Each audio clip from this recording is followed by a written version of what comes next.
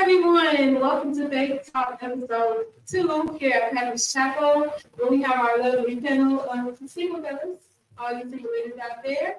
And this is where faith and dating meet in these streets. I am your host, Erica Cole, and we have our lovely panel here. Hi guys, Hello, everybody. And can you introduce yourselves? Sorry, we're gentlemen here, or not to in.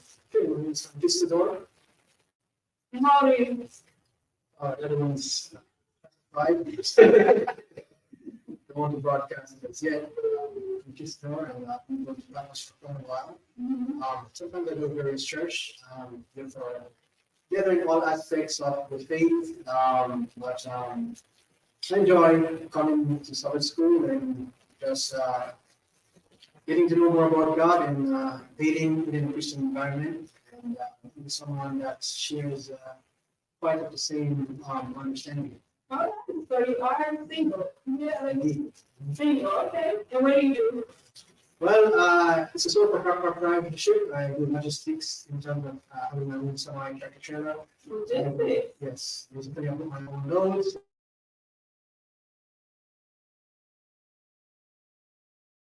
Taking loads and traveling from one place to another and searching for loads. Okay, sounds nice. Good gentleman here. So my name is DR. I am also single, and for me, it's all about who loves the woman, first, and then they can create a relationship with you that way. What I do is I'm an analyst at Signal, and I'm also a data service for the Navy.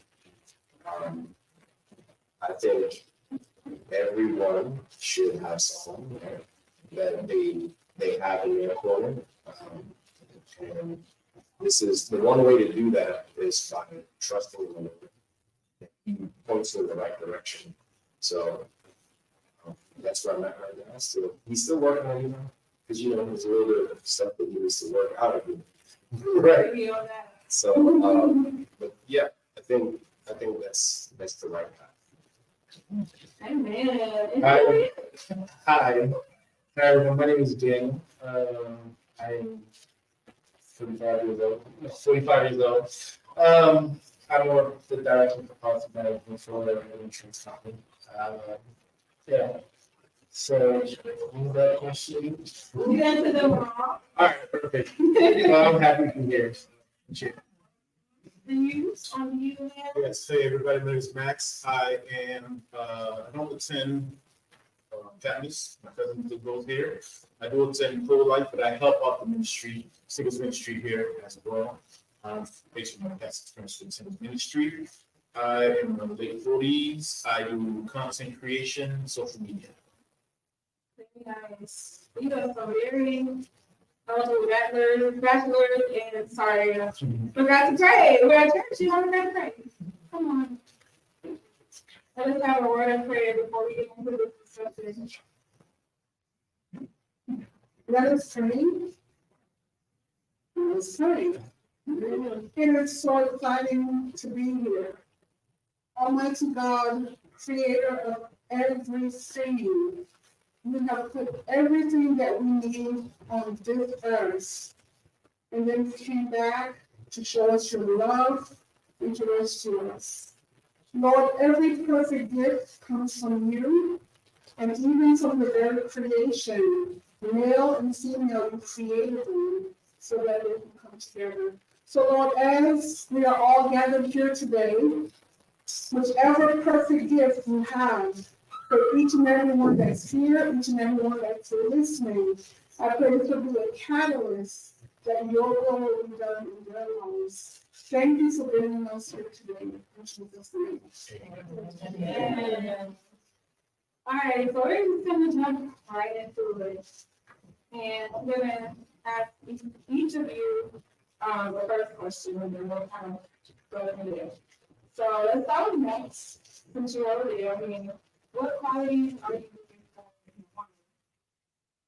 in a woman? Qualities that I'm looking for in a woman. Well, I guess the best way to just summarize it is, first of all, God-fearing. Someone that's not just God-fearing, but someone that is intentionally trying to get closer to God. Because just like you said, I'm not, where I want to be in my faith walk with God, but I know where the goal is, and I want someone that's on the same path. Someone who strives to be the best that they can be at everything in life, not just to settle for whatever, and someone who has a great character, great, very mindful of others as well. That's important, and that family comes first to them. So, but yeah, I can tell you that's the broad version of it. What is the narrow version? Like, let's be a little practical. What about physical appearance? What about someone who's downstairs stage? What are you looking for? But that's really hard to say, because oftentimes the reality is when you find somebody, right?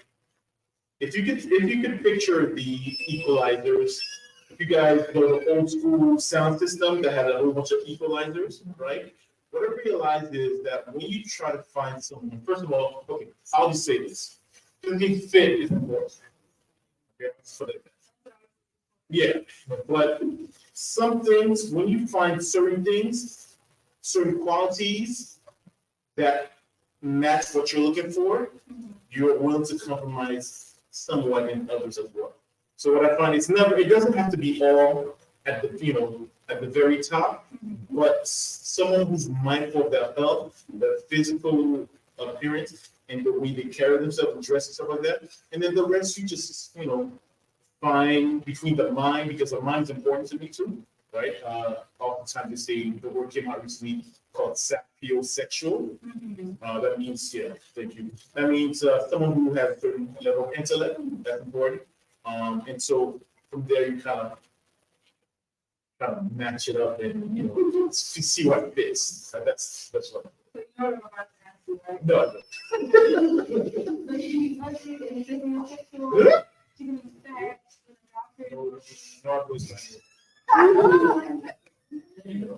So at the end of the day, the best way to answer that is you want someone that's attracted to you. And one thing I realized is attraction means different things to different people, right? I can tell off the bat what I don't want. What I categorize as the 8s, 9s, and 10s, I don't know. It tends to be a headache. People who are not, this is not everybody, of course, but the very attractive women, and this happens to guys who pretty privilege is a thing. And oftentimes those people, the character they don't work on the character as much as others. And so I'm not usually making really interested in background. But they're all cute and active physically. That's important. No. So I definitely know that I'm doing this. But I want somebody that has a real relationship. I think it's easy to put somebody down where you are than to put somebody where you are. And so for me, I know that if I'm not connected with God and connected with my relationship, then there are tendencies, negative tendencies that can happen. So what I try to do is I focus on making sure that I'm looking at stuff internalized and make sure that I'm trying to make myself better. So I want somebody that looks say that. I want somebody that's genuinely happy. I think there's unfortunately a lot of people that are actually and I was unfortunate and when that happens, you gotta figure out what matters. There's a lot of things that you think that matter to you that make them feel not. And so I want somebody that's those kind of not making down the road. Somebody that somebody that recognizes that problems are problems. Not problems are problems. That we can work together to work through it. And the last part is just somebody that's just I said it earlier. Emotional EQ and IQ. So those four things, yeah. Everything else, again, if we get along together, we can last together. Yeah, that's the most important part.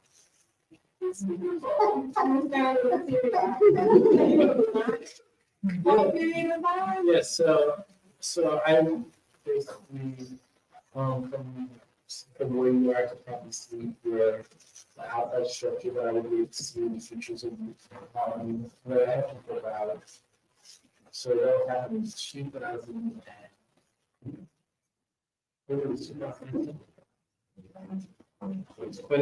so 2000, that happened from right around mid 2019, and I gave myself that November 2026. That's amazing. Wow, were you single during that period? Okay. Yeah. So you said something that was interesting. You said that in all of you have been this, so you want someone who has their own personal relationship with the Lord, which I find very interesting and maybe a lot because I guess the question in my mind was, how are you dating? Like, what is your barometer for knowing if you want to have that own personal relationship with the one that you're listening to? So, one thing that I personally is I don't really speak to people about my preferences or because I think sometimes what we do is we tend to attract everybody workforce that you're attracted to. So what I want to do is I just want to make sure that I just allow you to be who you are, right? Like if you have a relationship with God, you're eventually going to have a conversation about God. You're going to want to share that. Right? There's things where there's some successes that I have, like personally, in my personal life, that I would want to share with somebody else. And so if you never speak about Christ, you know, and I'm generally, for me, I'm a person that keeps them, I like to communicate. So if I'm always communicating with you, we never speak about that. Right. And as nice as we can be, I think that's the good thing, right? So, yeah, that's my answer to that. Spoke for reference. Indeed, you kind of touched on what we wanted. So I'm going to ask you, are you content with being single or are you looking to be married? Am I content with being, well, I think everyone has to be content to be around, right? Continue. I'll explain. The reason I say this is because if you can't live with yourself, so for me, I always look at it as what am I like, and would someone see the positive in me, right? Because you don't know me when you meet me.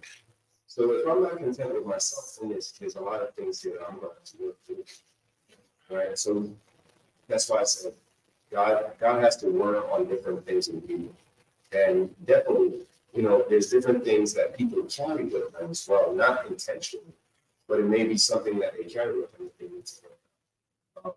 And that's why I keep praying, and I keep looking to God for answers, and that's why I do that, right? But in terms of being with someone long term in marriage, if God has that for me, then yes, I will.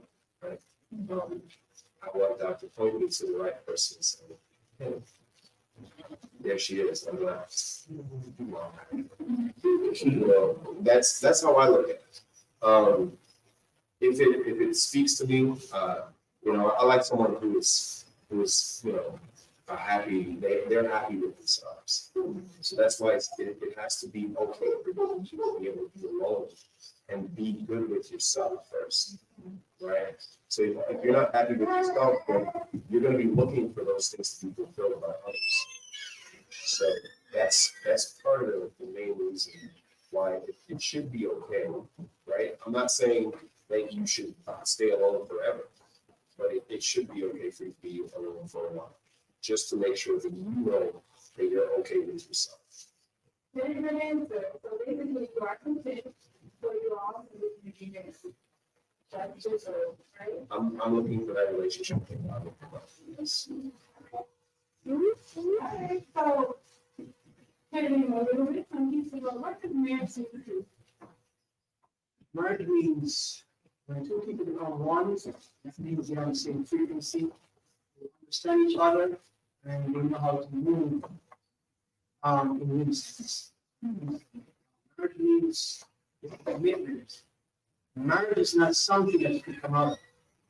Marriage is somewhat like joining the mafia, where once you're in, you're in. I do not believe in divorce. In the book of Matthew, Jesus himself says, I make him male, I make him female. He that putteth his wife, except for fornication, commits adultery. So when you marry, any woman that marries me, don't know this. Not for any simple reasons can you divorce me.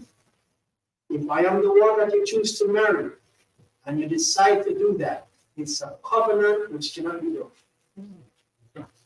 I love that answer. I love it. Very beautiful sound and encouragement. I love that answer. Very good looking sound. And it is correct. So, Dion, I wanted to ask you the same question, but you look like you're ready. Do you believe in being equal? Why? It's important Why? because if the household is imbalanced, right? And especially if you decide to bring children into the world because they don't have a choice, right? Right. You're making that choice for them, right?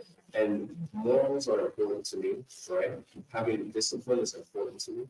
Having that compass that drives your life, having the kind of God guiding you through, right? That is important. And we just had Bible study, men's ministry just had Bible study, and we talked about how we need to have a relationship with God because, for the most part, the right answer is usually there, right, for you. But you need to have that relationship with God in order to discern the right answer, right? Because if you don't have that relationship with God, sorry, you can wane into the wrong direction. So for me, being equally yoked is definitely important. What does that look like practically for you? What does it look like giving your partner or spouse having a relationship with God? What it looks like for me, she does have to have a relationship with God, but we pray together, right? We worship together, right? And we abide by the word of God. So let me go a little bit. This is what I'm asking. Because, it's such a broad thing to me. When people say we us, because it just means that all of our Christians, all of our Adventists, all of our folks who are in the church. Like you said, it's a little bit about praying together and personality for a great time and also agree. However, on an individual basis, so you for your spouse, what does that look like? So you need to be with her. Does that mean that you both understand the Bible, that you don't have a particular study schedule in the Bible? So everybody has a different journey. Not everybody is going to have the same understanding, and everybody has a different interpretation. Even though you go to church on a daily basis, right? Or not a daily basis, but every Sabbath you're at church, right? Or if you go to Bible studies on Wednesdays, right? And where he is lacking, you can fill in, or where you're lacking, he can fill in. It's a cooperation as opposed to, oh, I'm really good at this, and you're not that good at this, so you need to pull yourself up. It's a cooperation together, and you can grow together. So that's basically what it looks like for me. If we're talking about faith, that's how faith is. Faith is not looking down on someone because they don't have the same understanding. Faith is saying, I see that you're struggling with this, and let me help you, right? So that's how I look. Very good. So, Dean, what are your deal breakers? Cool. My deal breakers, person, spike. So so the thing is this, I really believe that problems are problems, and I try not to attach it to them. So there's a short term look at that's the issue. We work on the issue. But at the end of the day, what I want is a relationship where people don't being able to make mistakes because we're human, and somebody that's able to show this. Because that's what I want to do. I'm, it's funny, but a lot of people say you get it with like you stop getting it in 2 seconds. Like as soon as for me, it's like as soon as we dealt with the problem, I believe, and I want to be with somebody that I believe you agree on it, we're moving forward positively. So if we've done that, I'm not trying to stay vice versa. I don't want a person that's just always sorry. Right? I don't want somebody that travels and like, well, you did this, so I'm going to do this back. Because that just creates a relationship where either one or both people are eggshells. That's a really hard relationship to create. I have. How did you do that? Poorly. I went blind. No, so this is the thing. It's like, unfortunately, people have different experiences. For me, it's I'm like a person that wants to deal with issues. I want to have a conversation about the issue. And the reason why I want to do that is because if we can solve that, we can go back to being happy. Like I like to travel and do it, right? Most of the time it's joking, laughing, so I want to travel and do it. And if somebody can recognize my gratitude enough to recognize that I'm going to fall sometimes, and as long as I'm not purposely falling to hurt you, and vice versa, then we can travel, we can recognize that God's in this place. And that's where we can reach each other. So you do something, I'm not happy about it, we talk about it, we recognize that we're going to do forward and decide to not hurt that person. I'm done. We're done with it, we're moving forward. Because why would you want to stay that damage? For me, that's probably my number one goal. So very good post. So I don't mind bringing up whole stuff because if it's to have a conversation and to work through it, but not to throw it last time, yeah. Not the next. Everybody knows the handful. See, everybody laughs at what you do. So, and then the same thing with, I've seen guys that like they give the cold shoulder to the person that they love.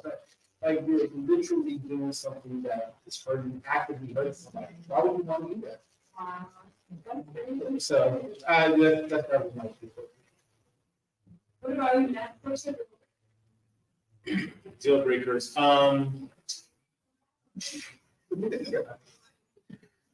Deal breakers. I think overall, so start from the top. For someone who God is not a choice, right? Because if you don't have that foundation, you have anything else. Some people say that, but it don't really mean it. But really, if God is not in the midst of everything, you don't have anything, right? So you have to have God first. That's got to be the focus.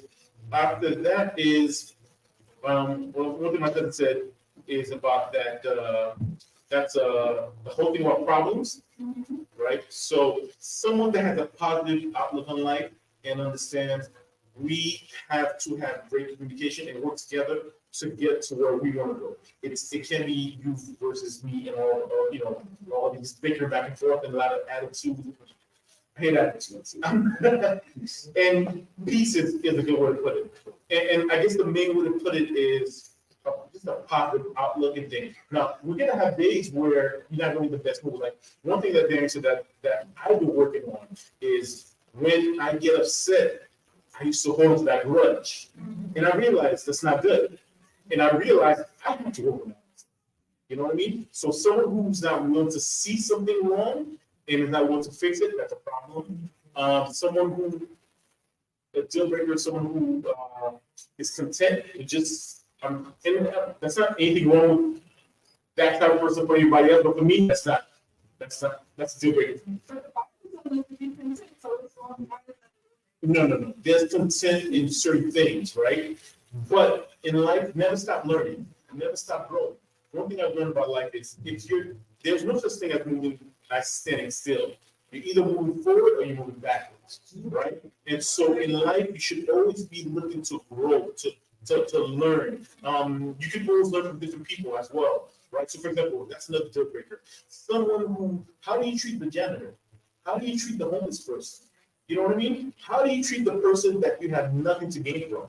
These little things are important. Because the thing is that if you're gonna have the janitor that work comes by, you hurry and pick that up. It's not cool. You know what I mean? So outlook in life, the way you treat people, kindness, your attitude towards God, and always looking to grow and become a better person, right? Because if I don't want to become a better person, right? And I'm having a chat with my cousin. He tells me something that's better for me. If I hear it and I can't internalize it, that's a problem. Same thing in a relationship. If my lady tells me something and it makes sense, and I don't want to hear it, then what's the point? We should both be able to say, you know what, that's the right thing to do. Let's grow and go in that direction. So are you quick to apologize now? You still working on it? Still working. I'm a lot better than I used to be because I remember when I lived in Maryland, I took a trip with my cousin and his family. And on the way there, I was driving, right? And going back. And we got to an argument about my speed. Because he taught me how to drive, and we're both speed so, but he has a family, so he's like, calm down. And we got into an argument about it. And afterwards, something said, you know what, step out of it. Just go. But your ego, your pride, you don't want to let it go. Don't tell me what to do about it. But I've learned that just why hold on to it? There's an important lesson that I learned a long time ago about grudges and things like that. When you hold on to a grudge, beef with somebody, it's like a you're carrying in your pocket. It hurts you. It's affecting you, right? So you want to hold on to it, you want to be mad, but it's affecting it affects you physically and mentally. And you're right, spiritually. So that's why I've learned that, you know what? It's not easy, but at least if you understand, I need to get out of this funk. I need to let it go and start addressing this person. I need to move on. I need to not carry this. That's a good basis to start working on it. So I'm a lot better than I used to be. That's still working on me. That's the goal. Because you have that pride. You don't want to. If you feel like the person hurt you, you know what? You want to put. You don't want the person to keep abusing you or hurting you. You know what I mean? But still, at the end of the day, it's like he said, it's not you versus me, it's us versus the problem. That's the most important thing. And that rule, I think everyone should, whether you're talking about relationship, friendship, cousin, business, church, we should all utilize that. I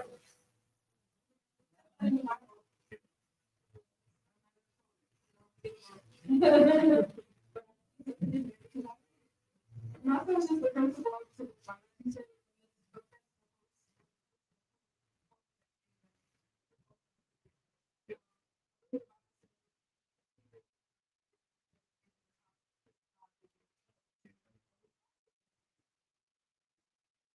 and we are forgiven, which is why we should be motivated. Just a little tidbit on what we talk about. So actually, let me ask you this: are you sure quick to forgive? Are you quick to forgive? When it comes to forgiveness, sometimes forgiving can be a problem. We need to hold people accountable. Whenever time we're quick to forgive, that means we don't hold individuals accountable. However, because I know that I'm not quick to forgive, I'm hard on myself. I become a perfectionist. I make sure that I walk upright because I know that when the judgment is on me, or I should hear the judgment on me, I know how I react to other people. So because I know that I'm not quick to forgive, I make sure that I'm circumspect in my ways. as much as I can, I make sure that I walk within the confines of both spiritual and law. I'm not going to say that we're going to be 100% perfect all the time, but I try as much as possible to check myself in a way in which that I deal with people. However, when it comes to forgiveness, there's a certain time in which, if an action is being done over a period of time, over and over, then you have to dismiss the person in terms of dealing with them. And you may forgive the person, but you're not going to forget it because you don't want to say these things repeated, or if someone hurt you, sometimes you forgive the person and it's immediate. So, yes, be careful in terms of who you choose to forgive. But let's say that there's no grace. However, depending on the situation and depending on what happens, I'm in a marriage relationship. You call the police on me one time, that's grounds for divorce. There are certain things. You cheat on me. There's no such thing as a forgiveness. Once you do that, you actually break the covenant. The Bible itself says it. It's an except for fornication. That's what, well, in terms of that, it's one rule. You didn't say if you call the police, I did say that. It's a law. Yeah, I know you're going to come back to me with that, but when it comes to loyalty, I cannot live with traitor. So, yes, and also when it comes to a deal breaker on a physical aspect, I'm not looking for someone on the streets, meaning that I am not desired. So I'm not looking Okay. so, But the people that hold that get that he's not looking for a prostitute, he's not looking for a whoremonger, he's not looking for a loose woman, he's looking for someone who is saved and saved from her. because as the Bible says, he that married a prostitute doesn't he know that your body becomes one with that person. So if I'm going to be of a certain demeanor, disposition, and I take on that person now is going to lower my vibration. Now I become whatever I am, she's going to take from my energy, trying to balance in terms of the way that person is walking. So yes, once you solve that physical aspect, I'm not going to say the other aspects to it. However, the physical is very, very important when it comes to our spiritual walk. If I can find a woman that stands in her purity and she's willing to submit, everything else will fall into line.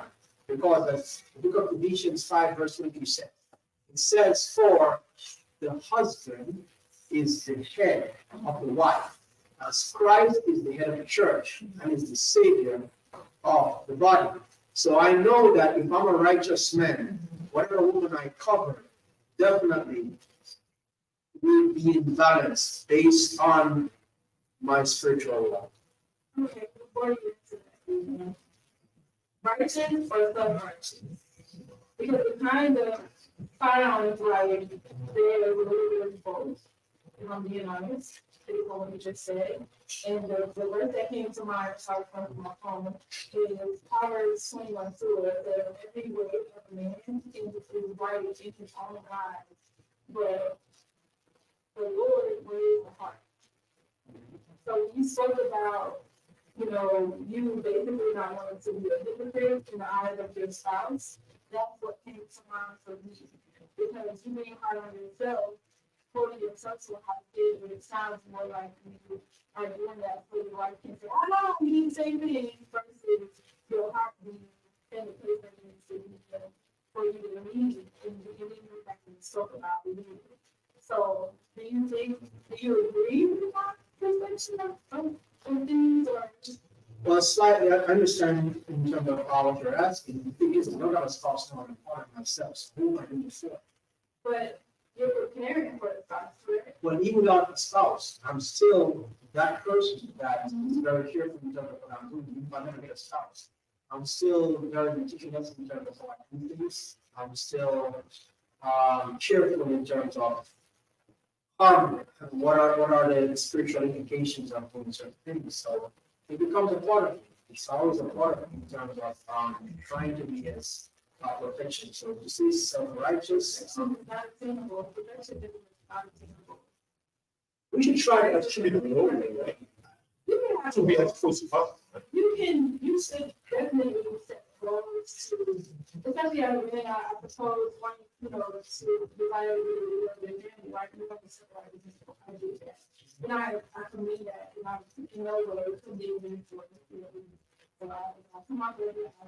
But it's for conversation too, for the women out there who are doing some of the same things. I'm just going down this line of thinking because also we don't want you to be hard on yourselves, because you're a human, right? Christ was the only person. But Christ said, be ye perfect, for the Lord thy God is perfect. So if Christ Projected to the Spirit, not to your own words. The Bible says that the Holy Spirit was first, so he was first. I will finish the perfect with me, but that's the truth, my body has to be What's nothing in pocket, so he's going to protect that. He would truly for his Holy Spirit. Okay, so Go ahead, Daniel. So there's certain things that are said, like this house. And that's one thing that I learned. So for example, I want to be, but you can leave as a tyrant. It can be loving. So I'll give you an example. So I have a good friend that she was having a conversation about something she was disagreeing with another friend. And I recognize at that point in time, this is the point where she's been. And what I was seeing is somebody that was coming through a selfish manner. Now, could I tell her the truth right there and there? I could. And would she have been able to hear it? Would she have been defensive? Would she have felt that when she was vulnerable about something that I just attacked? And this is men and women, right? So what I did instead is I listened to her and like, and I'm sorry you feel that. I acknowledge your feeling where she's at.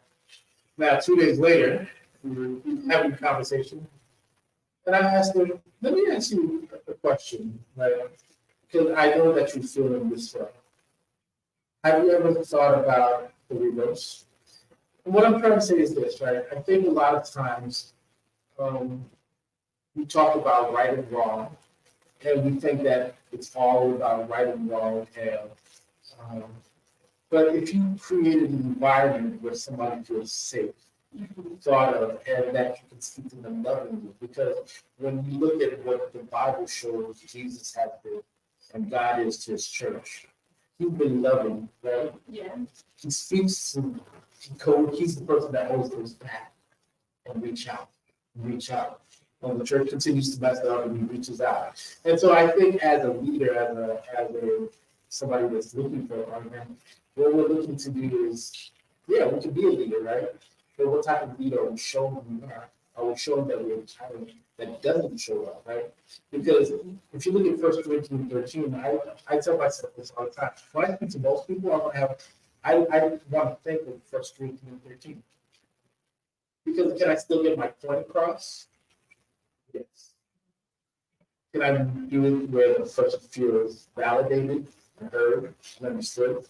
Yes. So the only reason I wouldn't do that would be pride.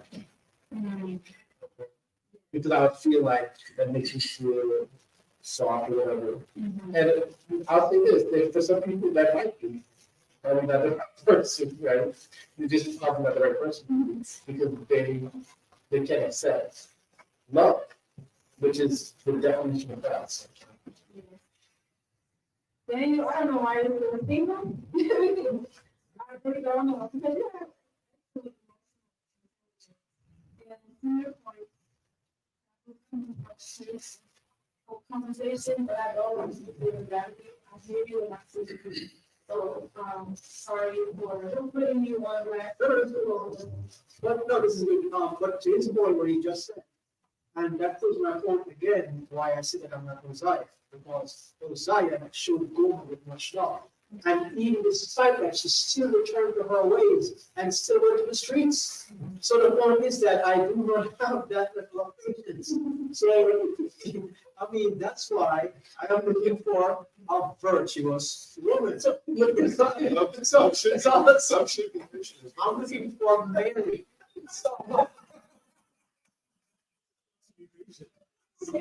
Mary, So I'm looking for someone that has the integrity for the Holy Spirit itself to deal with them.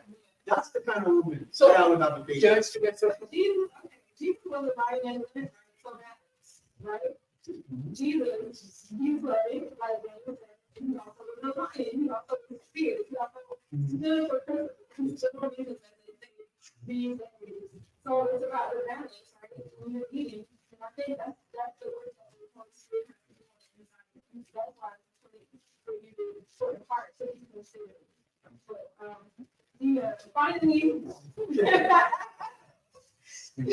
Please, figure it into it. I don't Dealbreaker. Yeah, so. What are you looking for in marriage? Let's do that question.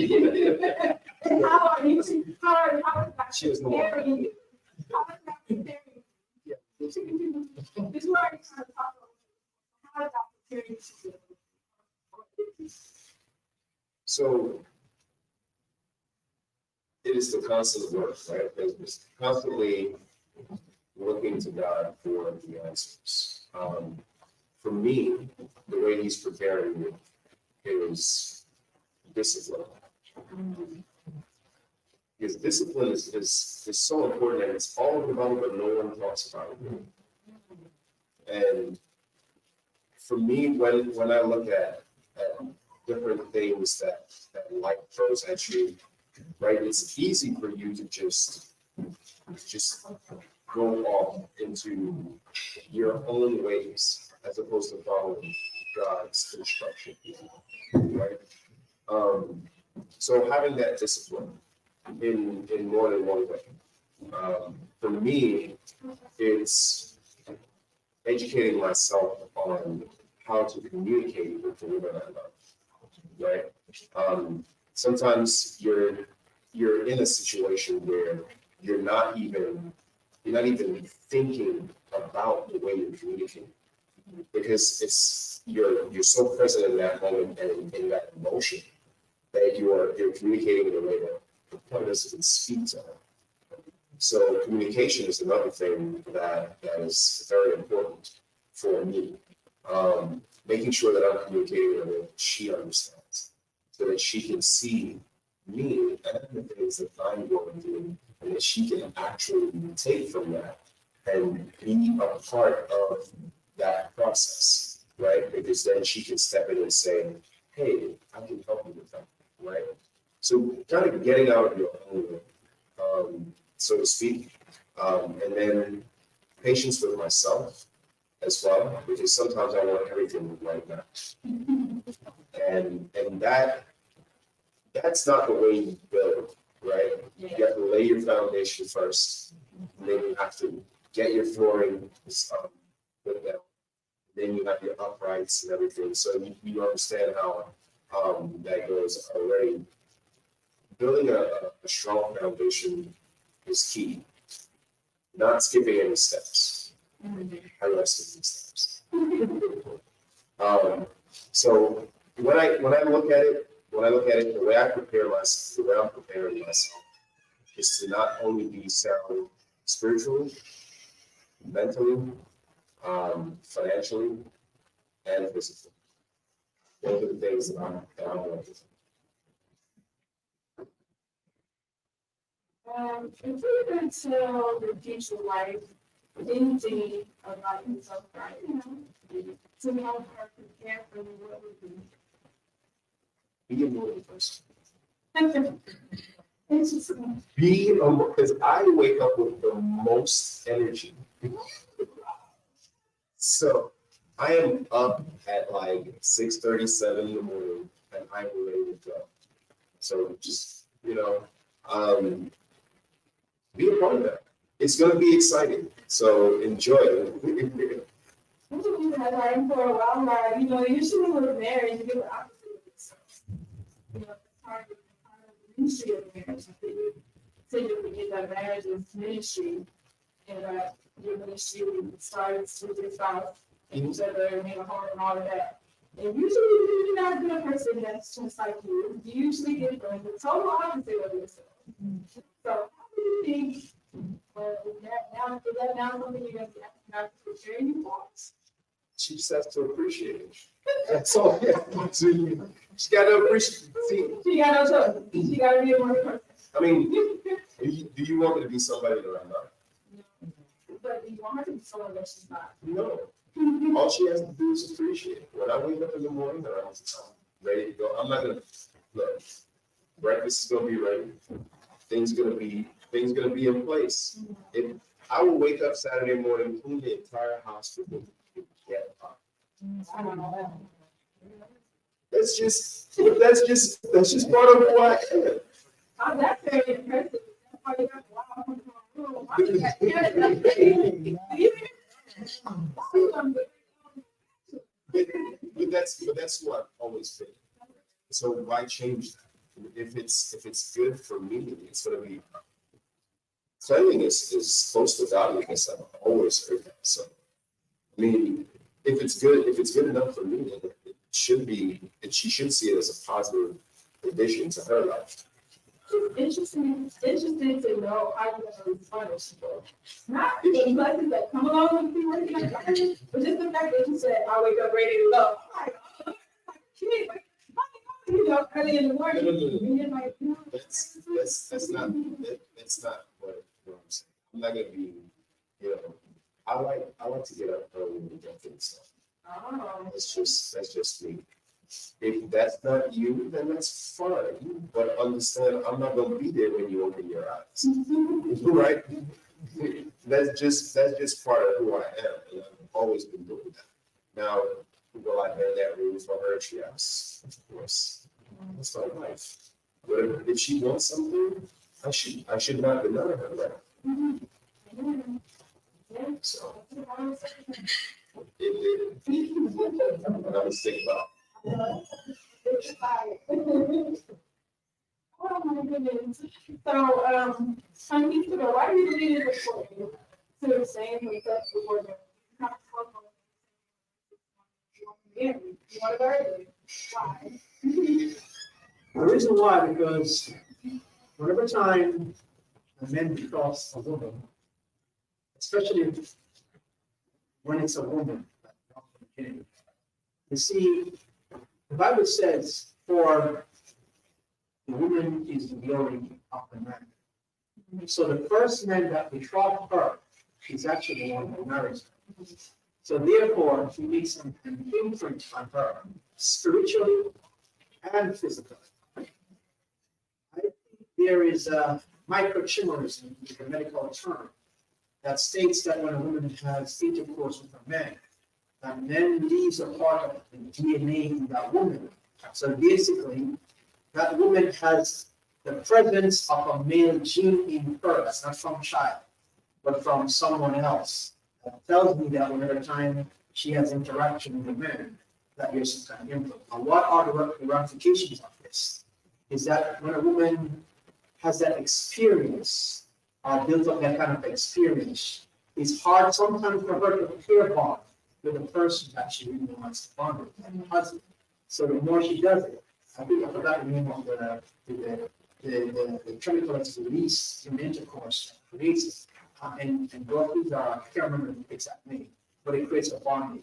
So virginity plays a key role. The Holy Ghost itself selected a virgin for that purpose. Had to come through a pure woman. So therefore, if that is the Holy Ghost example of what purity is, I want the best for myself. So I'm going to mimic the same things that the higher spirit would want for itself. Is that what you're about to do as well? Well, I stick in my statement is different for her than for me. You see, the woman is free for the man and the man for the woman. I know it sounds very patriarchal or very harsh, but the reality is not what it sounds, it's the reality of it. You see, the way a woman's body is designed, the way a man's body is designed. Not saying that it's not right, it's right for men to go out there and have experience with multiple women. I'm not condoning that. better if both men and women are virgins until marriage. What happens is that for most of us men, we find out in society, it's sad. Even as spiritual as you may be, most men become weak to the demands of the females. Most females seem to be attracted to men that we have other women. So it creates this dynamics where even if you want to keep yourself, but to look more attractive, you tend to delve into something that you should not delve into, just in order to attract women. So this is what about it, teaches us how to discipline for himself, right? It certainly does. It talks about self-discipline. However, when it comes to nature, the need to be attractive and to find a mate supersedes that of the spiritual, our spiritual integrity, purity. I think that, I know in the previous episode, we kind of took on some of the different and even Matthew was trying to mention his theory about the different types of men, two types of women, how they feel, and what women are looking for. So my question, because I feel we just stated, is how do you expect to attract a versus woman if you are not carrying yourself as a versus men? Not just from the perspective of it being double standard, but because a virtuous woman more than likely would want to versus men. She would want a husband who's keeping himself and not having sex with women, and she's keeping herself because of the point that she's also being not influenced. She may not want all of those women, whatever inside of something they want to influence, then her impeach them with something. I mean, Most women, when you say want a king, most women would want to have a king. I'd like to see a king that is a virgin. I'd like to see a king that doesn't have multiple wives. Most great men, men of nobility, has the ability and they do possess having different females. And as you know, as a woman, most women are attracted to men that have other females. Matter of fact, if you're not seeing other females, you're not interested. It's a part of the primordial instinct of a woman, which is reflected in most.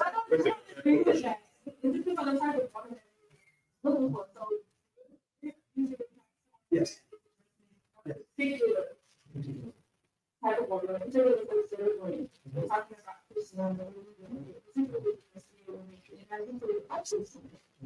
What you're putting out and what you're looking for, they're match, in my opinion. So I'm asking you to, okay, sorry. Okay, what? I Okay. want to, so I want to ask, so can you answer that, my original question is on that?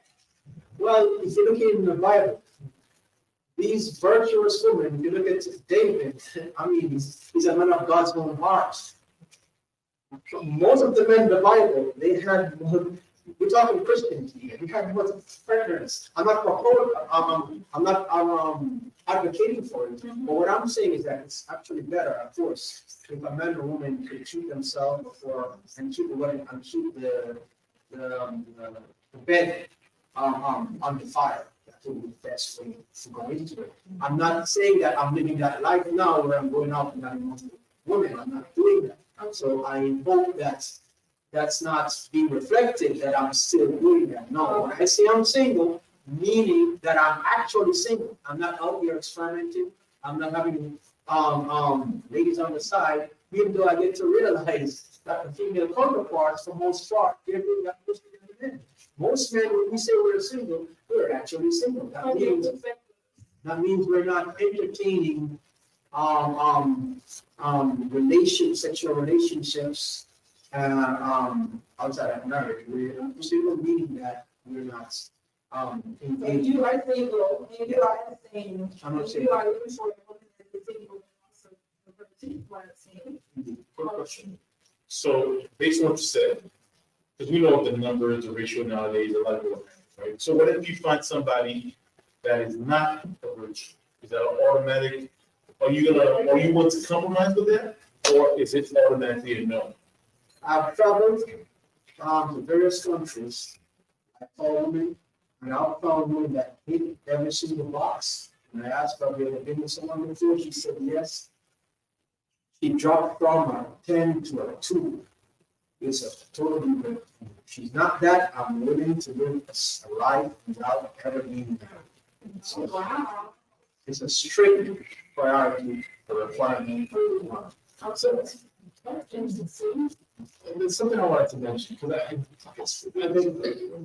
That's fine. so this is the thing that I'm just trying to understand, because that's one of the things that I've had to walk through and kind of get a better understanding of myself.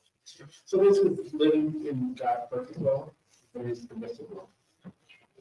And so living in God's perfect will is actually searching after God's will.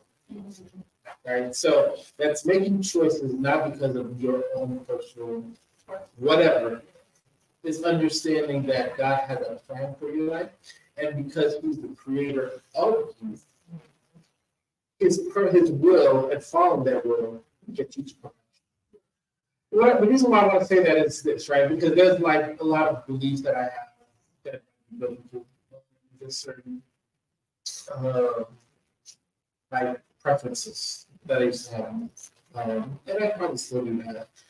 But recognizing that in my own decision making, that's not necessarily God's perfect will. And that's what the devil uses against you, because he gets them like he gets them with parents and parents. And that's where the sin with the father. And it's not even just for you, because it's for me, I'm saying this. What I recognize is that, yeah, I would love to, there's a list of things that the Lord and the Bible has for both men and for women. But recognizing that in that, I have my own biases of things that I'm doing. And so if I recognize that I, as a human being, have those tendencies, being humble enough to understand and search for God's will in the direction that I make. Because I know sometimes there's certain things, certain relationships that I walked away from, certain choices that I didn't make, and it's not because I didn't want to do it, right? It's because I understood that in the long run, that it's going to benefit me, right? So it's this place of perfecting ourselves, is submitting ourselves to that will. Because even when the Bible talks about wives, submit yourself to your husband, as your husband submits to you. And so sometimes we need to remember there's this humility that we're expecting of others, that we really need to understand. It's not just about checking these check boxes, these boxes off. It's understanding that, like, and I've been sounds crazy, but I tell this to people. It's as simple as like the Lord telling you to take a left and you take a left. Yeah. Not figuratively, like literally a left. Yeah. Right? It's that simple. And I think sometimes what we do is the things that we then say, okay, this is a level 10 of influence for us. That's the one I'm going to focus on. And this level 2 that's important, that's what I'm not going to focus on. But somewhat like, I had this beautiful analogy that somebody said. So if you start in England, right, and you change course of degree by 2 degrees, and so if you're traveling to New York and you change the course by 2 degrees, you'll end up somewhere in South America by the time you're with 2 degrees. And a lot of times that's what we do in our lives, right? We try to say, okay, this little tweak, I'm going to take God out of me itself. And then we end up further away than we ever intended. So that's the one thing I just want to mention. I agree with you. Like you said, being humble enough to search for God's will and to make that. I like that. I like that. It's like you see, interest and knowledge. Making decisions without God is hard. I'm going to say that. So I'm going to. It's what? It's hard. So far. It's one of the definitions of hard. You know, when you see how it is, you know, you can so hard. Like when you said, you can put your course for the your life. What I have. So you need to go with this story and take you 2 more years for more work. What were you going to say? I was saying, light is knowledge, and it's very level for everyone, because in the past, I'm a commercial pilot, so I know about shipping, on course without deviating from a certain degree because we'll be all course. So that's why even in that very career itself, I'm a perfectionist because in many cases you have to be right on the numbers. Any slight deviation will accumulate to escalate into a problem. I tend to live my life just like I said, as best as possible to keep within that margin of not deviates. So just to get the numbers right, virgin, perfectionist, from Son's relationship with God, virgin, perfectionist. Well, I didn't say when it comes to the relationship with God, relationship with God is very complex because it's not even the past that we fully understand the entire aspect of spirituality. We're all growing, so everybody is at different levels. The thing is that As long as she's pursuing it. yes, she's pursuing it. Okay. However, once a woman has purchased loyalty, there's a certain frame that once she has those interact, I can work with it. So, in terms of relationship, everything else will fit into line. But everybody's growing. Nobody's going to be on the same level when it comes to understanding this whole spiritual system because it's very vast. It's very complex. So spirituality is where you have your wiggle room. Well, religion is a part of spirituality. God concept is based on spirituality. Right. So nobody fully grasps the understanding of who God is, and nobody fully will grasp full way in terms of going about finding God, understanding the depth of who God is. So it's a search in everybody, and everybody's going to get different levels. And I think that I'm looking for someone that's of a good mind, a good character. Therefore, I'm willing to work. She doesn't have to be a Christian, as a matter of fact. She's Muslim, she's from a different religion. As long as she's not a Satanist, I'm going to go with that. Okay. Very interesting. What about you, Matt? Are you willing to, the people that she doesn't have to be with you? I know that's a difference for me. Anthony too, I know. So moving right along, show people that have you, have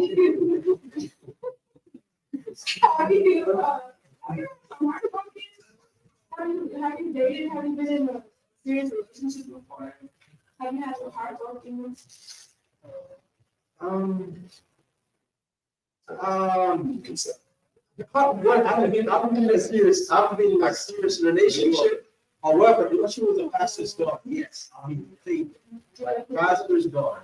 So yes, somebody that I didn't expect, and it was later on I get to find out. I assumed so at the time. Okay. Well, it played me in the sense that when you're in the pastoral church, and I think that person sit beside me and exchange rings and so forth. Some other person had an interest in me, to find out later on, that she probably wasn't interested. But later on down the line, she got married, and I got to realize why she chose that person. And I think that it happens that the gentleman had a higher status in terms of family, and I see that plays out a lot in terms of how we receive. I realized that she probably did like me, but at the time, depending on their social status, a lot of women would choose based on that. So I think that she made a choice. So how does that affect you now? Have you dated since then? Have you been in other relationships since then? Well, since then, never been into any long-term relationship. I've been seeking to find someone. However, the culture has changed since I moved here, and it keeps on changing, and the mindset, and it is very hard to find a traditional woman the traditional mindset in peace. It doesn't exist. It's hard to find that, and a lot of times too, when I do find it, you're not interested. I mean, we're not exactly. Most men are the same. We haven't changed. Most men are providers. Most men, so that, what is the traditional man? How would Based on the thing for the morning, that's, maybe my sleeping. But we can move on, for the sake of time. So, what about, you have challenges with relationships or care because you have brothers during the daily phase of your life, and so how? So I want to talk about it. So I mean, if you've been in any type of long-term relationship or took anyone serious, there are times when you can acquire some type of trauma, right? Trauma is something that kind of sticks with you, but you have to work through. How are you working through it? Well, the way I work through it is I try to look at the things that I can have done better, and I try to improve upon me, because it's at that point I'm no longer with that person, so it's not about them anymore. It's about what I can do for myself, and I try to, whatever may be lacking, right? I reflect back on what role did I play, what are the things that I could have done better, and I try to improve on those. I love that answer. What about you, Daniel? So this is not really making go around in you. Wow. So no, I can't say a girl moving. The stress from the relationship. So I had just gotten divorced and the stress actually. But I think so. I went through grief counseling about. So my father had 2 years ago. I went through grief counseling. And thank you. But the grief counseling was probably the most influential thing that I've ever done. What I recognize is that we all go through this process, this thing called grief in multiple different ways, trauma in multiple different ways. And unfortunately, what we do is we try to resolve it in like the why do you feel better? Can you get over it? All these actually incorrect ways of dealing with it. And what it does is it stays there like like sunglasses, coloring our view of everything that we do. Rose-colored glasses. Yeah. Yeah. And until you get to the process of going through dealing with it, right? You then can see that, hey, I'm actually looking through things through those other process, seeing and being able to empathize more even with the difficulties that you're going through. But then now, it also taught me how to process it, like the tools needed so that when trauma happens, the trauma will always happen as well. That we can learn how to go through it in a way that's positive, and that we can take notes of those lenses off so that we can see people not in the idea that we have or in the hope that we have or whatever, but we see the person as they are. Because once you can see the person that they are, you can really make an educated decision. Sometimes even a spiritual decision, right? Because a lot of times we put God in places that, especially with that God has no way of being. Yeah, I feel that God, no. I feel that your looks can go good on my arm. You know that, and sometimes we need to walk past that. And I think just a little bit. And so I think for me, like I think I'm pretty blessed that I dealt with a father that I was loving. So he was quick to forgive. Wow, you had a really cool. Yeah, he was affectionate, so like as a Haitian father, that's amazing. Man, affectionate Haitian. See, everybody like an oxymoron. But the thing is that, especially going through grief and going through processing, just like the fact that he was an imperfect man and actually being able to see that, but also seeing like where the trauma in my life affected how I saw things, how I even went about achieving this, right? To be able to step back, that's why it's like learning to be vulnerable, being comfortable in that, because yeah, if somebody can appreciate it, it's, you know. Yeah, but it's fine, and if they can't accept it, that's fine. We just have to recognize that in terms of the idea of what you think a relationship should be, is that very different from that. I think that we should watch that. I think big things should be big until we need to figure it out, right? So it's kind of we try, yes.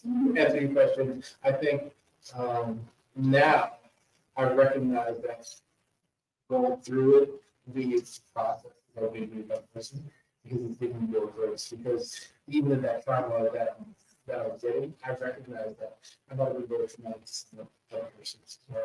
Right, because I was just kind of in my own personal thing, and now being able to let that go, to just recognize, okay, somebody. When you see somebody going through something, you're not judging them and saying you're a bad person. You say they're going through those things, and then they may not be ready for a different type of relationship or whatever. But treating them with grace, treating them with fresh presentation, go back to mind, and being able to move along and not holding that. So that's a blessing for me. I want to ask that we don't have time. So, Max, do you agree with that? And if you don't, can you just touch a little bit on how we have shown some relationships, or even talking about David or the securities, how you build them in your dating and how you I have no son. Okay. Do you have any children? No, I don't have kids. Do you have any children? But This is the point earlier. Pretty much what I said was right. I had some issues. Even we all go through it. You know, we all have heartbreaks and all these things. And me being an internalizer, a person that thinks about things, I always just look at the situation and really try to figure out what happened. And also, God brought me through and showed me certain things to help me understand the deep, the roots of the issues as well. And so once God makes you realize things, you have to move on. You can't carry it. So like generational purposes or like any type of generational patterns. That part of it, or just issues that you'll have, because everyone has that different types of issues. You know what I mean? So that'll affect you in a relationship. Because all the time you bring these things in a relationship, and so you realize the issues that cause in your relationship. And you have to realize it's not you. A lot of people internalize and they keep it within themselves. I just look at it for what it is, and you move on. Okay. So there's one thing you can tell your future life about yourself right now. See God and just be the best you can be and be prepared to enjoy life to the best. Give back to others as well. That's important. Be active and just just try to be the best. Because we talk about perfection. I'm not a perfectionist, but when it comes to perfection, what I realize is perfection should be the goal, but it doesn't have to be a thing where we're never going to achieve perfection for human beings or citizens, right? So you should try your best to be the best you can be at every aspect of your life, and you keep pushing forward. You leave it at that. Try to do your best. All right. Any questions from the audience?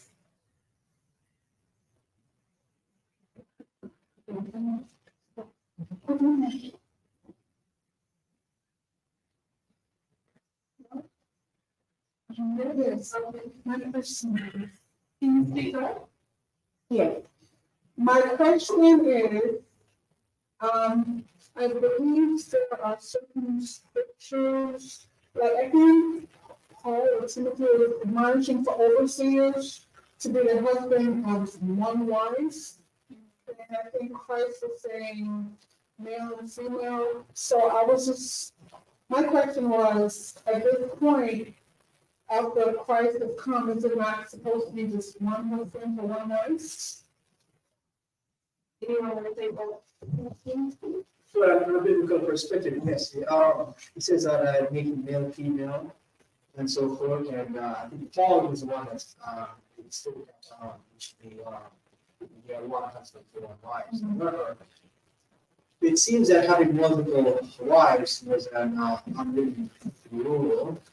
Biblical, that was the Old Testament. When you look at those churches of David, if you look at Saul, and most of the men who are notable character, they had multiple wives. Except he didn't have multiple wives, but he had none. Like Jesus, like John the Baptist. So I found the extremes. And what happens is that the men that had more than one wife were men that had things, well, that were noble because they had the ability to do so.